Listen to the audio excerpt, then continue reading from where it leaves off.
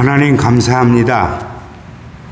오늘 또 주의 거룩한 날, 주의 백성들이 주님의 귀한 존전에 모여서 하나님께 영광을 돌려오니 받아주시고 종의 입술을 통해서 말씀을 선포할 때 하나님 크신 은혜와 축복으로 함께해 주옵소서. 성령님이 역사하여 주시고 입술을 지켜주시사 말씀만 선포되도록 도와주시옵소서. 은혜가 충만하도록 역사하시기를 예수님의 이름으로 기도합니다. 아멘. 반갑습니다. 감사합니다. 제가 우리 명광교회는 내가 한 달에 한 번씩 네 번째 주에 들어가서 설교할 때 인사를 꼭 하는 건 저는 평생을 목회하면서 그렇게 인사를 해왔는데 여기서는 그렇게 안 하겠습니다. 그냥 안녕하십니까만 하겠습니다.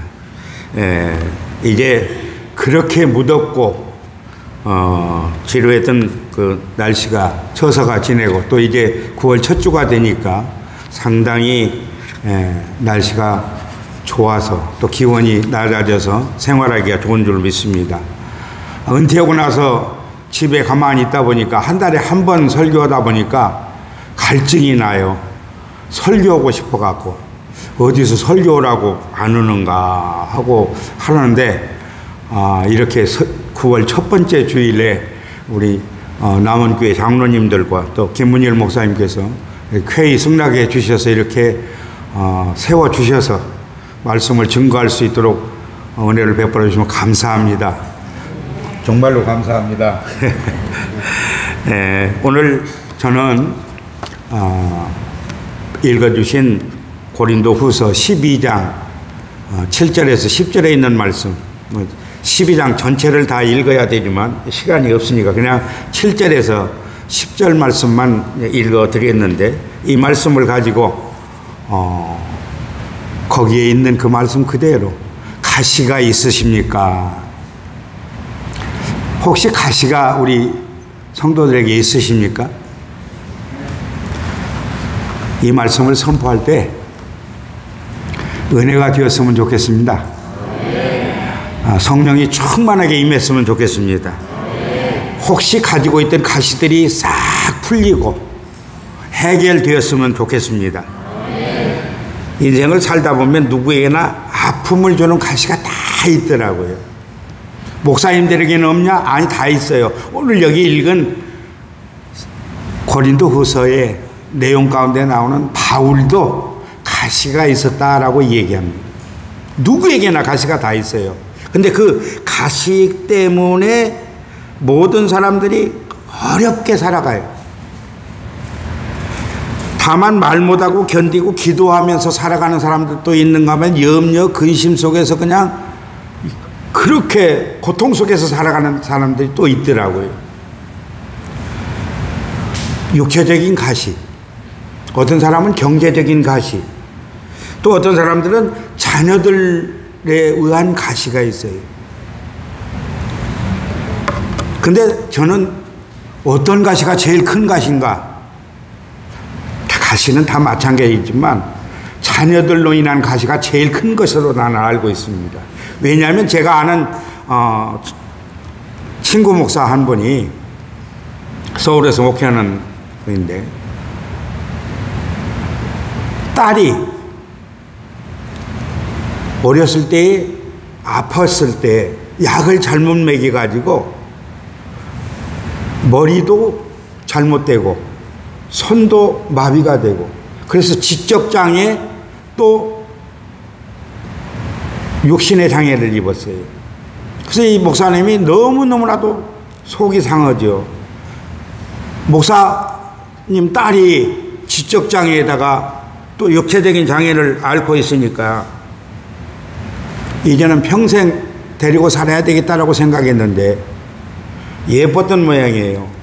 지적인 장애도 있고 육체적인 장애도 있고 하는데 교회 청년 하나가 콩깍지가 끼어가지고 목사님 아무개 저하고 결혼하게 해주세요. 그 장애에 있는 딸을 결혼하게 해달라고 와서 매달리는 거예요. 그거 어떻게 해요? 섣불리 줄 수가 없잖아요. 부모네들 불렀어요. 부모네들 불렀더니 좋습니다. 목사님 딸 우리 가정으로 보내주시면 좋겠습니다. 그래서 결혼을 해서 잘 살고 있어요. 그런데 야, 이제 짐을 벗은 것이 아니라 혹시라도 잘 살고 있는데 사위한테서 전화만 오면 가슴이 그냥 철렁 내려요. 야, 이거 뭔 일이 있지 않는가 하고 염려하고 걱정부터 된다는 거예요. 그런데 그 목사님 교회도 부흥이 돼서요, 출석교인이 10,000명이 넘습니다. 서너 명만 반응을 보이시네. 출석교인이 10,000명이 넘어요. 아주 설교도 잘하시고 교회도 부흥돼서 아주 멋진 교회인데, 이 목사님은 그 딸 아이 때문에 평생을 하나님 앞에 그렇게 부르짖으면서 그냥 죄인인 것처럼 그렇게 살아왔다라고 그렇게 간증을 합니다. 그래서 그는 그 딸 때문에 뭐 내세울 것도 없고 뭐 또 할 거 없고 많이 1,000명, 10,000명 모여도 출석교인이 10,000명이 돼도 나는 자랑할 것이 아무것도 없습니다. 그래서 죄송스러운 마음으로 하나님께 매달려 기도하며 최선을 다해서 목회를 했더니 성공적인 목회를 하고 있다라고 그렇게 간증하는 소리를 들어봤습니다. 우리에게 있는 가시도 하나님의 은혜가 아닐 수 없습니다. 우리에게 주신 은혜는 모든 것이 가시 가운데서 주어진 줄 나는 믿습니다. 어느 날 저는 이 고린도후서 12장의 내용을 쭉 읽어보면서 너무너무나도 감동이 되고 너무나도 은혜가 되는 거예요. 천하의 바울 같은 사도가, 바울이 그 가시 때문에 일생 동안 울며 불며 그냥 매달려 하나님 앞에 기도하면서도 그 가시가닥에 그게 자기에게 능력이 나타나고 그런 놀라운 역사가 자기에게 있다라고 하는 사실을 간증하는 소리를 들을 때 은혜가 아닐 수가 없습니다. 12장 1절부터 쭉 보면은 그는 14년 전에 이렇게 얘기하면서 나옵니다. 생시였는지 이생했는지는 모르지만 그 성경에 기록된 대로 하면 내가 이끌려 올라가서 하나님 나라, 즉 낙원을 구경을 했다라고 이렇게 이해합니다. 그리고 하나님의 음성을 직접 듣고 직접 보고 모든 광경을 보았다라고 그렇게 얘기한 다음에 나오는 내용이 7절부터 10절에 나오는 말씀이에요. 여러분들 혹시라도 환상 가운데 천국 가보신 적이 있습니까? 아무도 안 계시죠? 갔다 오신 분들 얘기를 저는 많이 들었어요. 어떤 장로님도 한번 다녀오셨는데 얼마나 좋아하시는지 몰라요. 자랑을 하면서 목사님 나는 빨리 가고 싶어요. 빨리 가고 싶어요 하더만 70살도 못 돼서 가셔버렸어요. 도로 오셨다 다시 가셨어요. 그런 장로님을 제가 알고 있는데 너무너무 좋다고 그러래요. 근데 성경에 그 좋은 광경은 어디에 기록이 되어 있습니까? 요한계시록 22장에 보면 거기에 조금 나와 있어요. 기록된 내용이. 근데 이 바울 사도는 그 광경을 보고 말할 수 없고 기록할 수도 없을 정도로 황홀했다라고 그렇게 얘기를 합니다. 하나님의 음성을 직접 들었고 하나님의 그 놀라운 광경을 직접 보았던 사람이 바울입니다. 이렇게 신령한 은혜를 체험한 능력 있는 바울이었지만 그에게는 육체를 찌르는 가시가 있었다라고 그랬습니다. 그 가시는 마치 사탄의 사자처럼 날마다 그를 괴롭혔다라고 그런 얘기하고 있습니다. 바울에게 있었던 육체의 가시가 무엇이었는가? 성경에는 자세하게 기록이 되어 있지 않습니다. 그런데 신학자들은 또 추리를 해보잖아요. 연구하는 사람들이라. 아마 눈병일 것이다. 눈이 아팠을 것이다. 그렇게 말하는 신학자들이 있습니다. 그러나 가시가 무엇이었는가는 성경에 기록이 안 돼 있어요, 자세히. 그 가시는 바울에게 너무나도 고통을 주었기 때문에 바울은 사탄의 사자라고 그렇게 표현을 했습니다. 그 문제를 놓고 간절하게 여기 보면 3번 기도했다라고 나오고 있습니다. 고린도후서 12장 8절의 말씀에 이것이 내게서 떠나가게 하기 위하여 내가 3번 죽게 간구하였더니, 그때 하나님은 어떻게 응답을 주셨습니까? 그 다음 절 9절의 말씀에 응답해 주십니다. 나에게 이르시기를 내 은혜가 내게 족하도다. 이는 내 능력이 약한 데서 온전하여 짐이라 하신지라. 그래서 내 약함에서 온전하여진다. 바울은 하나님의 이 음성을 듣고서 너무나도 큰 은혜를 받았습니다. 비록 그에게 육체의 가시가 없어지지는 않았지만 그 가시를 이길 수 있는 능력을, 은혜를 얻게 되었다라고 간증합니다. 그 가시의 의미를 깨달았어요. 그래서 하나님께서 허락하신 그 가시가 오히려 자기에게 엄청난 유익을 준다고 하는 사실을 깨닫게 된 것입니다. 그리고 오늘 마지막 절 10절에 그렇게 고백합니다. 그러므로 내가 그리스도를 위하여 약한 것들과 능력과 궁핍과 박해와 곤고를 기뻐하노니 이는 내가 약한 그때의 강함이라. 아멘. 바울은 하나님의 은혜로 자기에게 있는 가시의 의미를 확실하게 깨닫게 되었습니다. 자기가 지금까지 고통스럽게 생각하던 그 가시가 사실은 자기에게 유익을 준다고 하는 사실을 하나님을 통해서 알게 되었습니다. 바울은 더는 그 가시를 고통스럽게 생각하지 않았습니다. 이제는 억지로 그 가시의 고통을 참는 것이 아니라 오히려 그 가시를 기쁘게 여기게 되었다라고 하는 것입니다. 가시가 원인이 된 자기의 약함을 자랑하게 되었습니다. 약할 때 오히려 그리스도의 능력이 자기를 통해서 더욱더 온전하게 나타난다는 사실을 알았다라고 그는 확실하게 고백합니다. 바울은 믿음으로 상처를 영광으로 바꾸었습니다. 믿음으로 자기의 약함을 강한 것으로 바꾸었습니다. 참으로 위대한 신앙인의 모습이 아닐 수 없습니다. 우리도 살아가다 보면 이런저런 가시로 인해서 우리가 약해질 때가 있습니다. 누구에게나 가시가 있기 마련입니다. 문제는 우리가 가시로 인해서 약해졌을 때 어떠한 태도를 가지고 살아가느냐, 어떠한 태도를 보이느냐, 그게 우리의 삶의 문제인 것입니다. 어떤 사람들은 쉽게 낙심해 버립니다. 어떤 사람은 좌절해 버립니다.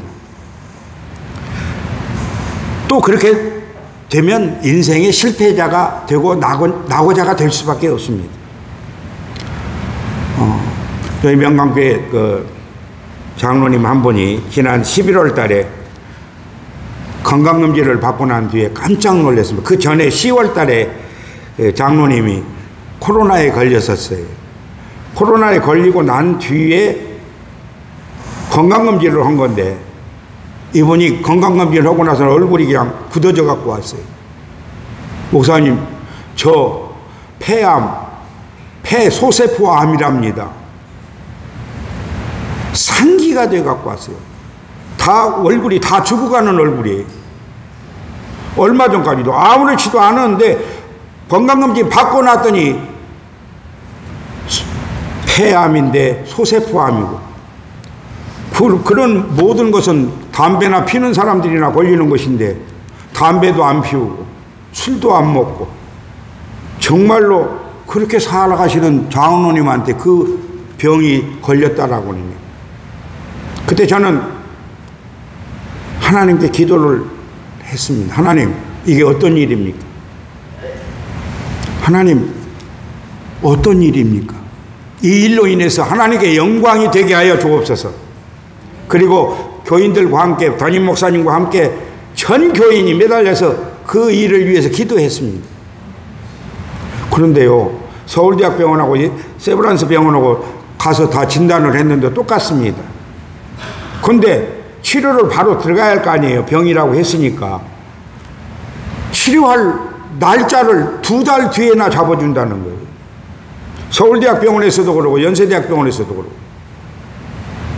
어떻게 해요? 발을 동동 구릴 수가. 이게 계속해서 이제 70세가 안 되기 때문에 빨리빨리 전이가 될 수 있고 더 진행될 수가 있는데 빨리 치료를 받아야 되는데 안 된다라고 합니다. 2달 뒤에나 날짜가 잡힌다는 거예요. 그것도 하나님 앞에 부르짖어 기도합니다. 하나님, 모든 것 하나님은 하실 수 있잖아요. 이거 해결해 주십시오. 하루빨리 치료받을 수 있도록 해결해 주십시오. 기도했습니다. 매달렸습니다. 병원에 올라갈 때마다 제가 차에 태우고 가면서 하나님 앞에 그 장로님하고 권사님 태우고 가면서 전주역까지 가면서 기도를 해드려요. 하나님, 이번에 갔다 오시는 동안에 아무 연구 없이 치료 잘 받게 하시고 항암 치료 잘 받게 하시고 그렇게 이제 기도를 계속 해가는데 하나님께서 아주 좋은 분들을 만나게 해주셔갖고 서울대학병원에 아닌 연세대학병원, 세브란스 병원에 입원하게 되었습니다. 치료를 몇 주에 걸쳐서 항암 치료를 받고 또 방사선 치료를 다 받았습니다. 2달 뒤에 모든 것이 깨끗해졌다. 깨끗해졌다라고 진단을 받았습니다. 아멘입니다. 너무너무나도 감사해요. 어떻게 그게 그렇게 쉽게 될 수 있는가? 의사들도 깜짝 놀래요. 하나님께서 우리가 모든 문제가 어려운 문제가 있을 때 하나님께 매달리면 쉽게 풀어집니다. 그런데 사람들이 염려부터 해요. 걱정부터 해요. 아, 이거 날짜가 안 잡히니까 이렇게 어떻게 할까 저렇게 할까 막 하는데 그 모든 것도 하나님께 기도하니까 하나님께서 다 풀어주세요. 빨리 치료받을 수 있는 길을 열어주시더라고요. 하나님께서 이렇게 우리를 통해서 주시는 은혜가 있는 줄 믿으시기 바랍니다. 자, 그러면 여러분 가시가 있을 때 우리가 이 바울이 어떻게 했느냐? 가시가 있을 때 바울은 어떻게 하나님 앞에 매달려 기도했고 어떻게 함으로 인해서 이런 은혜를 받았는가? 오늘 저는 3가지로 말씀을 드리고 은혜를 나누고자 합니다. 그 첫 번째가 바울은 확실하게 얘기합니다. 7절에서 나를 자만하지 않게 하려고 내게 가시를 주셨다. 아멘. 여러 계시를 받은 것이 지극히 크므로 너무 자만하지 않게 하시려고 내 육체의 가시 곧 사탄의 사자를 주셨으니 이는 나를 쳐서 너무 자만하지 않게 하려 하심이라. 아멘. 하나님이 싫어하는 것이 뭡니까? 자만입니다. 교만입니다. 하나님은 교만한 자를 절대로 사랑하시지 않습니다. 물리치십니다. 그런데 바울이 왜 자만할 수밖에 없느냐 보면 이 바울은 모든 면에서 하나님을 또 예수님의 그 다메섹 도상에서 처음 예수님을 만날 때도 예수님의 음성을 직접 들은 사람이잖아요.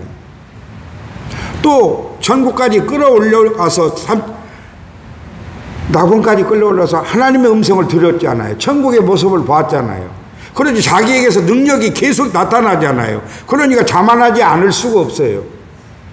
여기 서 있는 사람도요, 젊었을 때, 청년 때, 집사 때, 지금 목회자가 됐을 때보다도 청년 때요, 주일학교 부장을 하고, 또 청년회 회장을 하고, 전국연합회 청년회 임원을 하고 이렇게 하면 때, 하나님이 얼마나 높게 쓰셨는지 몰라요. 능력을 주셨는지 몰라요. 성령의 능력이 그렇게 임했어요. 저는 몰랐어요. 왜냐?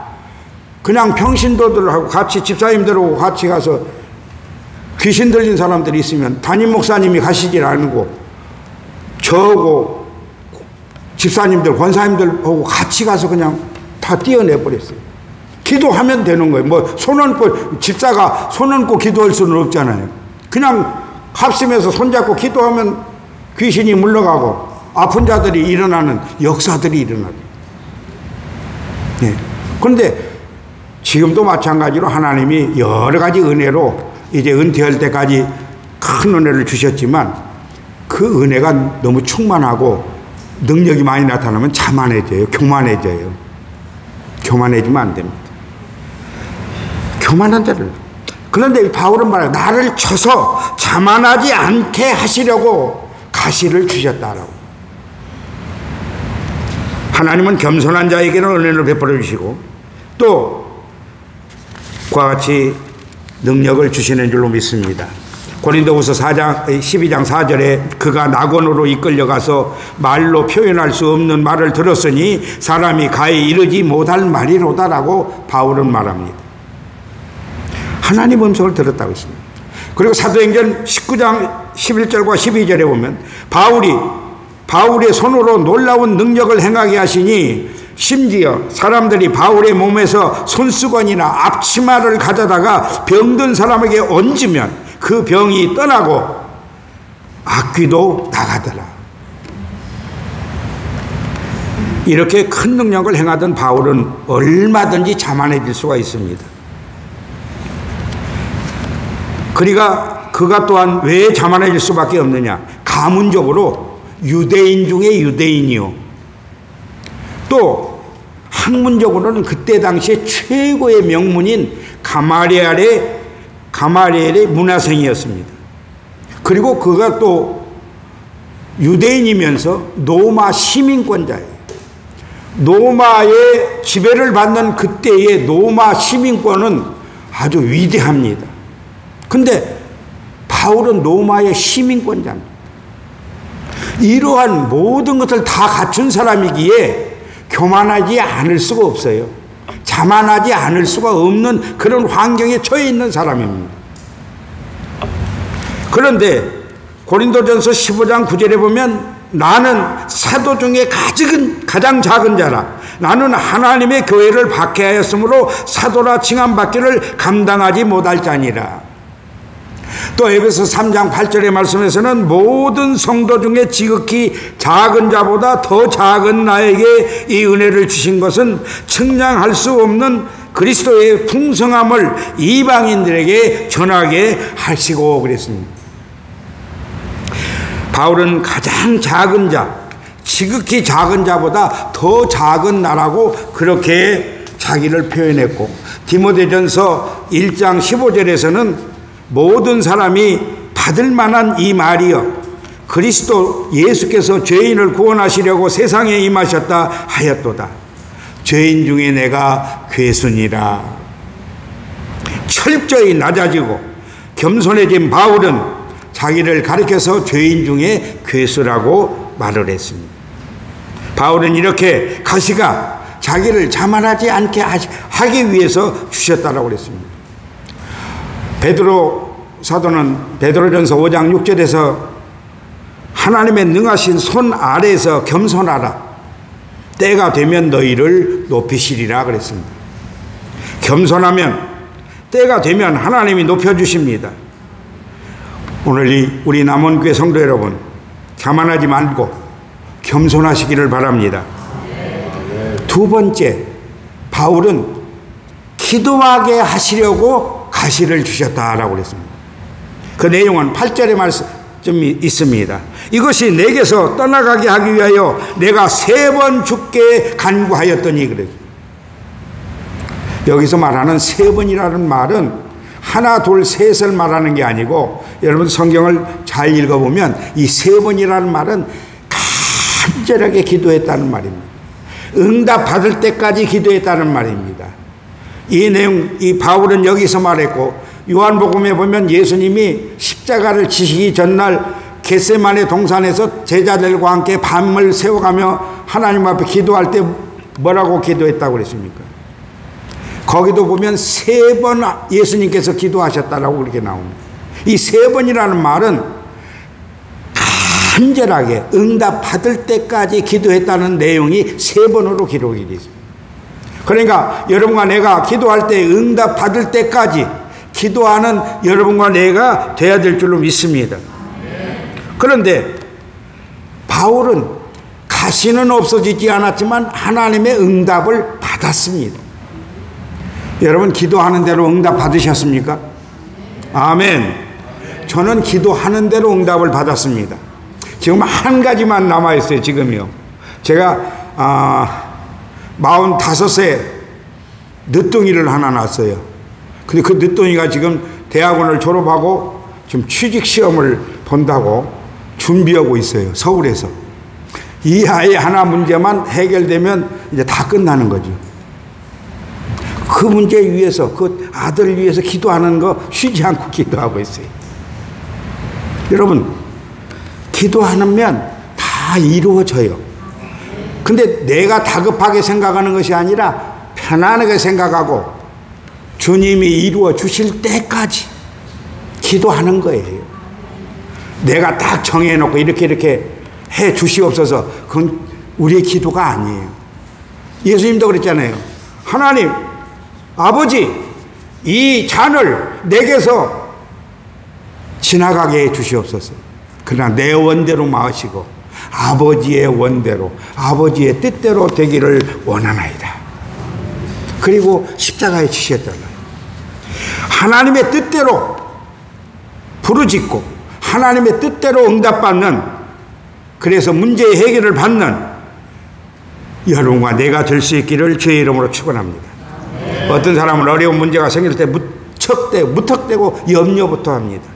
그런 사람을 가리켜서 마태복음에 보면 예수님이 이렇게 말씀하셨습니다. 너희 중에 누가 염려함으로 그 키를 한 자라도 더할 수 있겠느냐?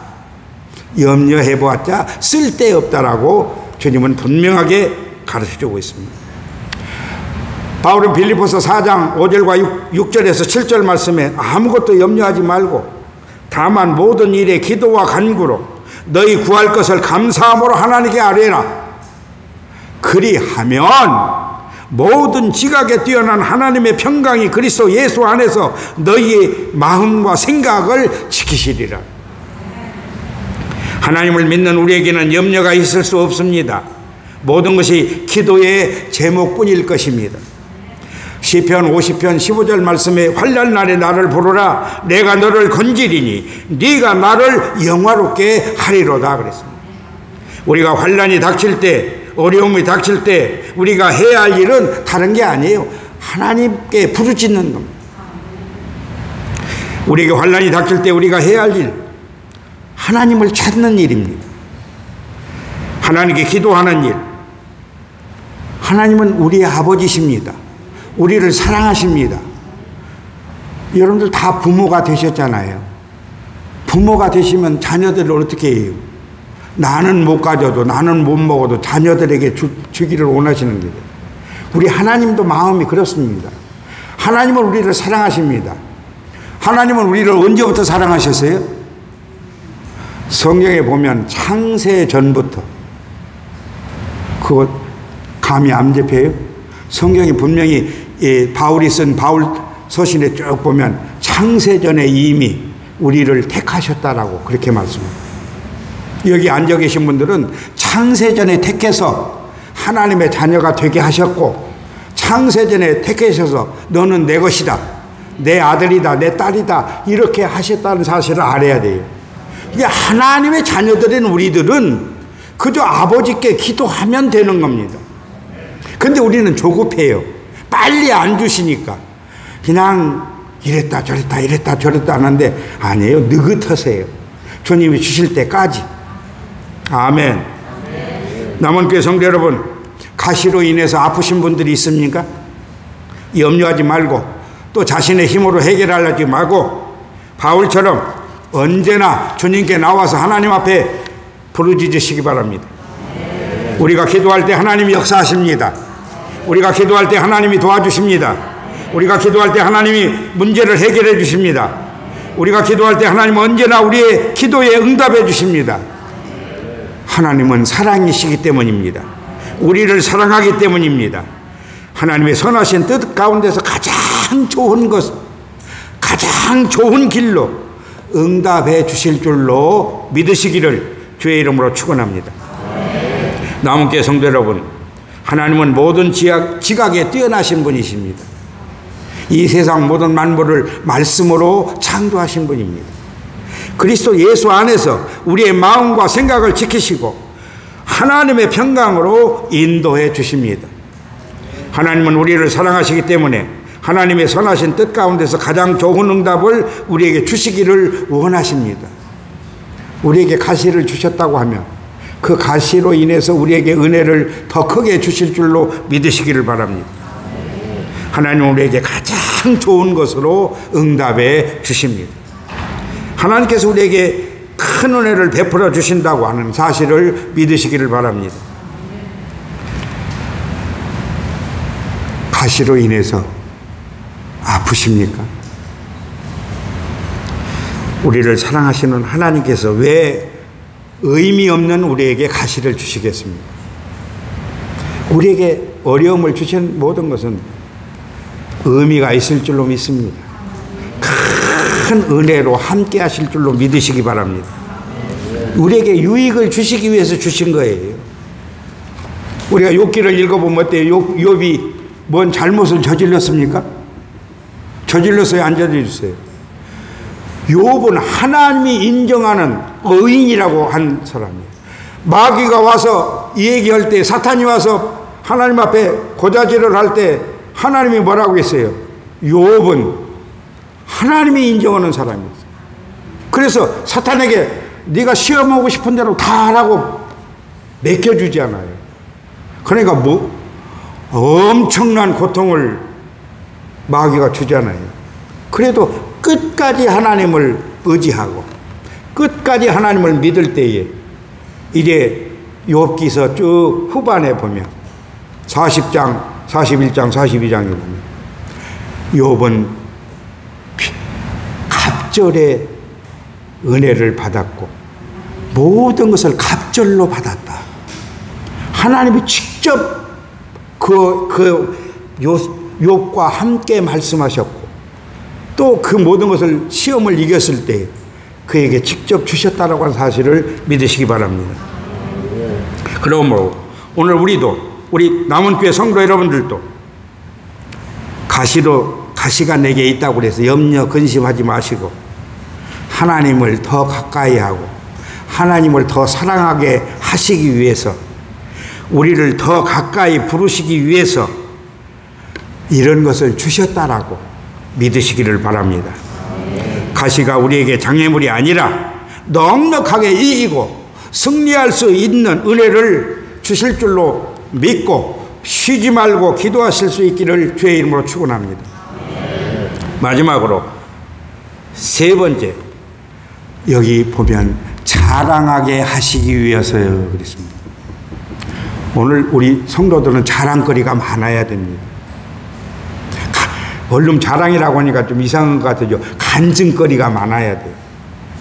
많아야 돼요. 간증거리가 많은 성도들이 되시기를 바랍니다. 나에게 있어서 약한 것들, 나를 찌르고 아프게 하는 그 가시가 나의 약점을 드러나게 하는데 그로 인해서 내가 간증하게 된다라고. 9절 10절 말씀입니다. 아까 읽어드렸죠? 9절 10절 말씀. 나에게 이르시기를 내 은혜가 내게 족하도다. 이는 내 능력이 약한 데서 온전하여 짐이라 하신지라. 그러므로 도리어 크게 기뻐함으로 나의 여러 약한 것들에 대하여 자랑하리니 이는 그리스도의 능력이 내게 머물게 하려 함이라. 그러므로 내가 그리스도를 위하여 약한 것들과 능력과 궁핍과 박해와 곤고를 기뻐하노니 이는 내가 약한 그때에 강함이라. 아멘. 이 가시 때문에 이제 자기가 그렇게 능력이 많고 강한 사람으로 살아가고 있는 것을 믿었다라고 하는 것입니다. 하나님은 내 은혜가 내게 족하도다 그랬습니다. 이는 내 능력이 약한 데서 온전하여 짐이라고 말씀하셨습니다. 하나님의 능력은 약한 자, 가난한 자, 정말 누가 봐도 쓸모없는 자 같으나 그런 사람들을 들어서 사용하시는 줄로 믿으시기 바랍니다. 지난번엔 제가 이 시계를 보다가 12시가 다 되어 가고 그래서 깜짝 놀랐어요. 설교하다 보니까 한 차트도 더 남았는데, 그래서 그냥 한 차트 빼고 그냥 지난번에는 끝나버렸어요. 근데 오늘 여쭤봤더니 다 끝내도 된다고 그러더래요. 오늘 조금 식사 늦게 하시더라도 끝날 때까지 아멘 하시고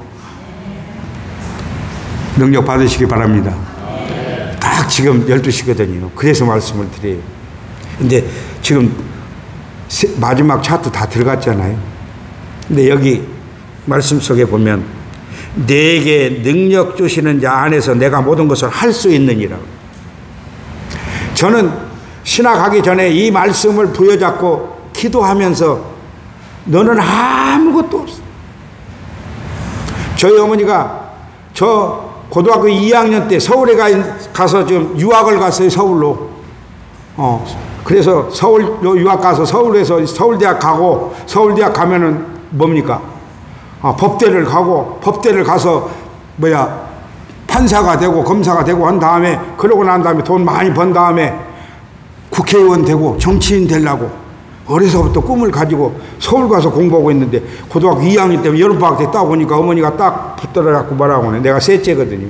셋째야, 내가 너를 위해서 서원 기도를 했다. 귀가 반짝했어요.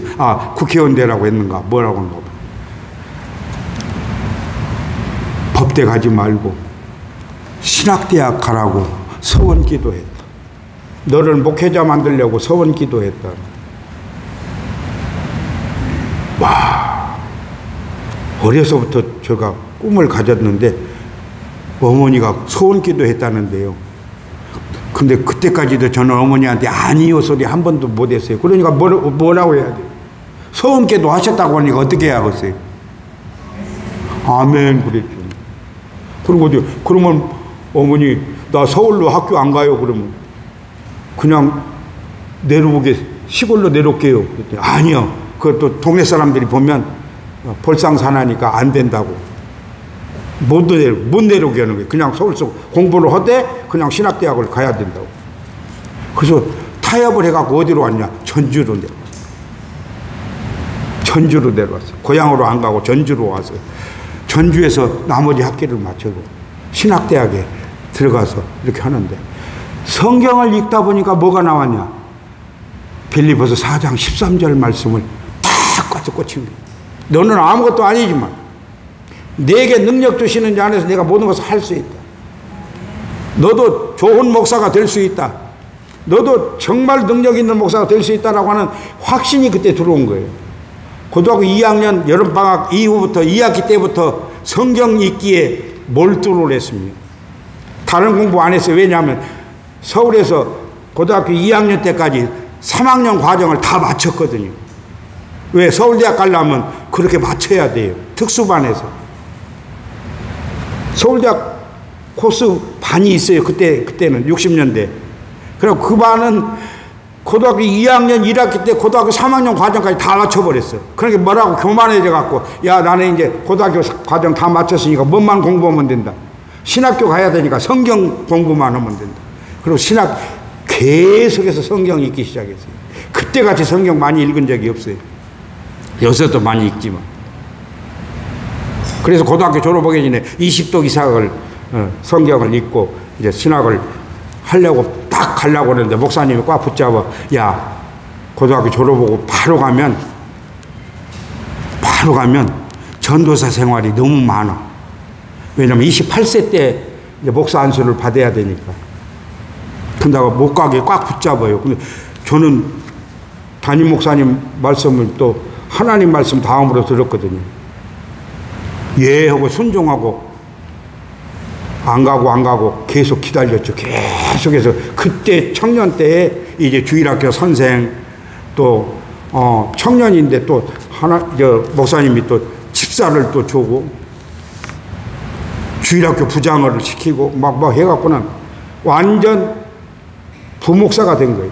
신학교 가기 전에 부목사가 된 거예요. 그래서 얼마나 늦어졌느냐. 동기들보다 10년, 12년이 늦어졌어요. 제 고등학교 동기들이 바울교회 원팔년 목사가 고등학교 동기들입니다. 그 사람들 다 목사도에서 거식할 때 나는 신학교도 안 갔어.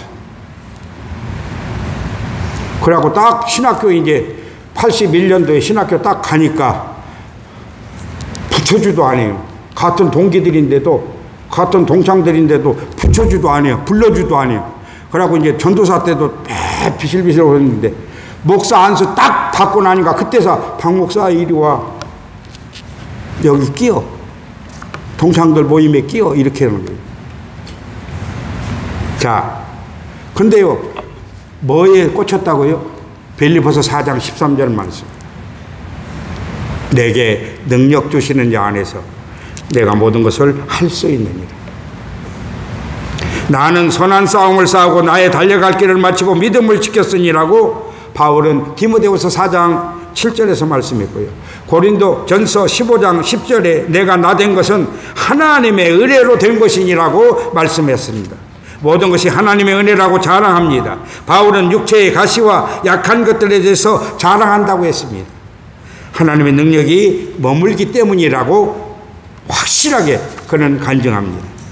사랑하는 성도 여러분, 남은교회 성도 여러분, 가시로 인해서 아팠던 일들을 간증할 수 있기를 바랍니다.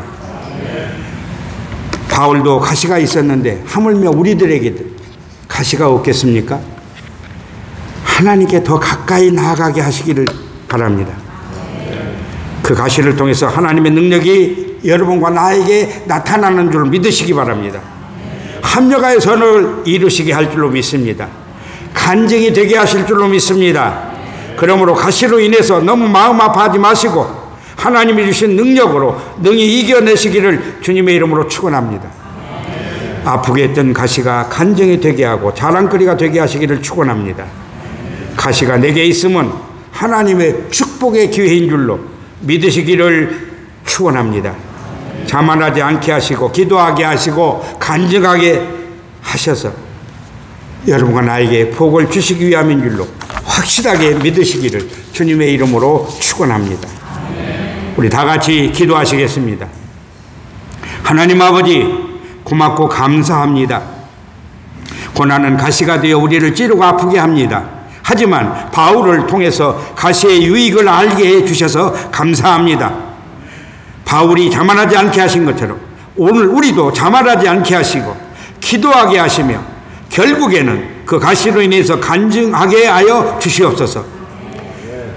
사랑하는 모든 성도들, 육신의 질병 가운데 있는 성도들 예수 이름으로 고쳐 주옵소서. 예수 이름으로 명하노니 병마야 물러갈지어다. 고침받을지어다. 경제적인 가시로 어려운 성도들 문제를 해결하여 주시옵소서. 자녀들의 문제로 가시가 되어 아픈 성도들 자녀의 문제가 가장 선하게 해결되게 하여 주시옵소서. 풀려지고 열려지게 하여 주시옵소서. 저들 모두가 형통하게 하여 주시옵소서.